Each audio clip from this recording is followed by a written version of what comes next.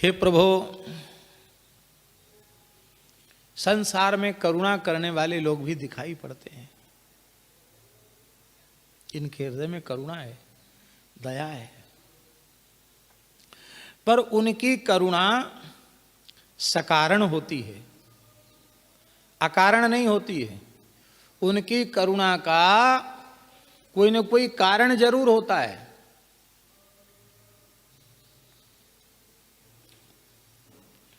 आपका कोई खास नाते रिश्तेदार है, अब उसके ऊपर कोई भारी विपत्ति आ गई, संकट आ गया, अब बहुत दुखी है, विकल है, और आपका आत्मीय है, तो आपको उसके प्रति करुणा जगेगी कि नहीं जगेगी? बोलिए। चाहे रिश्तेदार के हिसाब से जगे, चाहे टोला मोहल्ले के हिसाब से जगे, जाति बिरादरी के नाम पर जगे, अथवा पहले उसी व्यक्ति के द्वारा उस व्यक्ति का कोई विशेष हित हुआ था तो उस उपकार का बदला वो चुकाना चाहता है, अथवा इस भाव से, अथवा उस व्यक्ति से भविष्य में होने वाले स्वार्थ का चिंतन लगा हुआ है कि ये व्यक्ति इस समय तो संकट में है लेकिन है बहुत अच्छा आदमी, आगे यदि इस परिस्थिति में हमने इसकी सहायता कर दी तो आगे चलकर यह हमारे लिए बड़ा उपयोगी सिद्ध होगा। तो भविष्य का कोई अपने स्वार्थ का, अपने हित का विचार करके भी, लाभ का विचार करके भी लोगों के मन में दया, करुणा, कृपा का भाव जग जाता है। ये कृपा, करुणा, दया है तो अच्छी, पर ये सहेतुक है। कैसी है? ये सकारण है, ये अकारण नहीं है।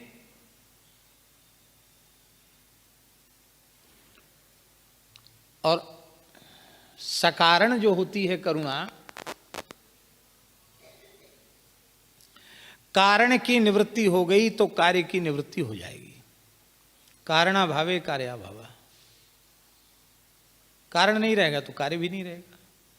पर भगवान की करुणा में कभी अंतर नहीं आता। उसका कारण है कि इनकी करुणा अकारण है, अहेतु की कृपा है, अहेतु की करुणा है।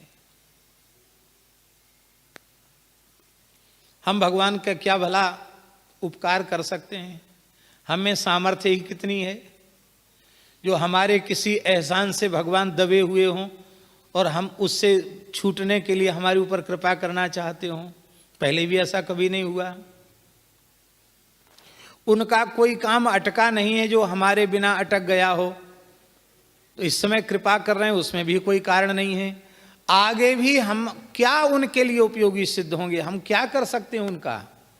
जे ही सृष्टि उपाई त्रिविध बनाई, संग सहाय न दूजा, सो करिय अघारी, चिंत हमारी जानिय भगति न पूजा। उन्हें किसी के सहयोग की आवश्यकता है ही नहीं, फिर भी भगवान करुणा कर रहे हैं, कृपा कर रहे हैं। तो ये कौन सी कृपा कही जाएगी?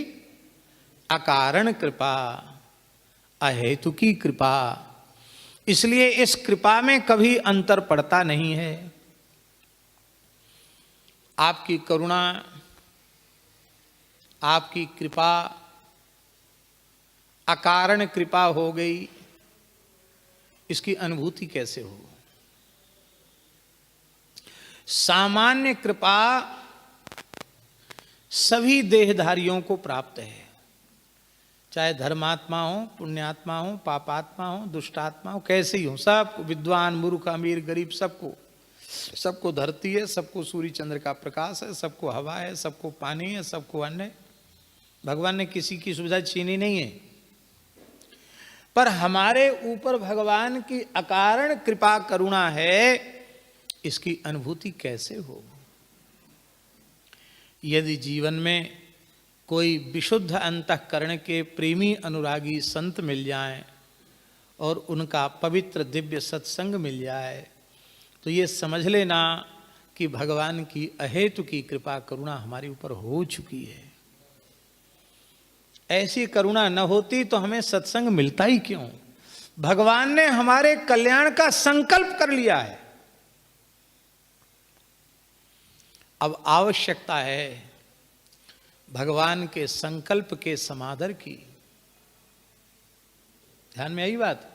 भगवान की कृपा में तो कसर नहीं है। कहां संसार में नरक में पड़े थे, भगवान ने कहां लाकर रख दिया। भगवान की कृपा में तो अंतर नहीं है, पर अपनी कृपा भी चाहिए, आत्म कृपा चाहिए। इसी को गीता में भगवान कहते हैं, आत्मैव हि आत्मनो बंधु आत्मैव रिपुरात्मनः।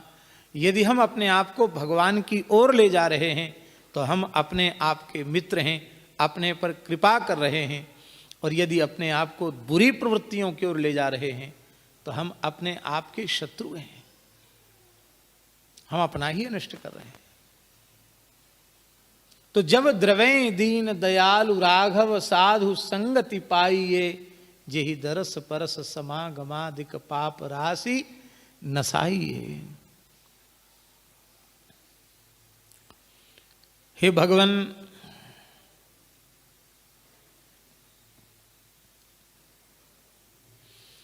संतों के माध्यम से ही आपकी कृपा जीवों को प्राप्त होती है।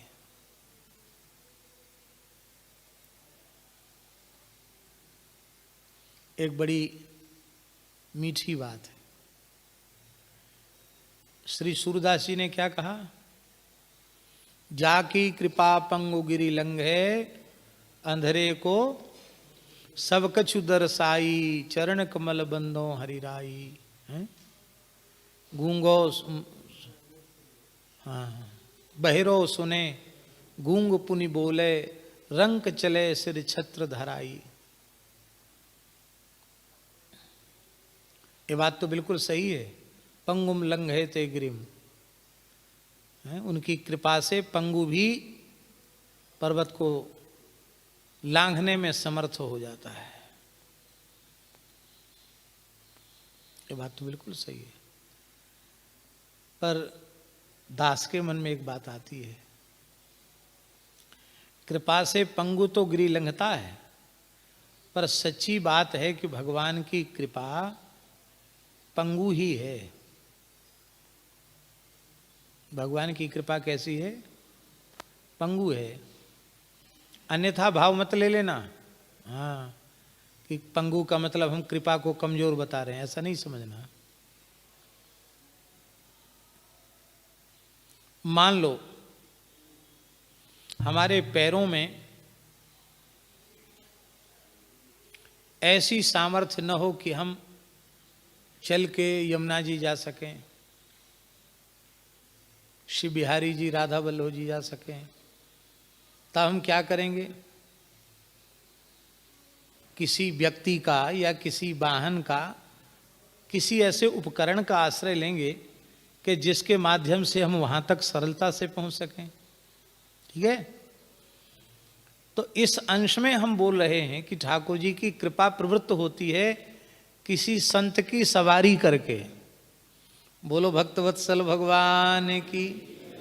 संत सदगुरु पर कृपा सवार हो करके जाती है और उस जीव पर को निहाल करती है। संतों के बिना आज तक किसी भी जीव को भगवान की कृपा का अनुभव प्राप्त नहीं हुआ, नहीं हुआ, नहीं हुआ।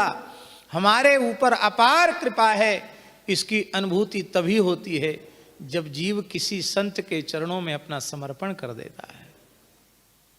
तब पल पल पर, क्षण क्षण पर भगवान की कृपा का अनुभव होने लग जाता है।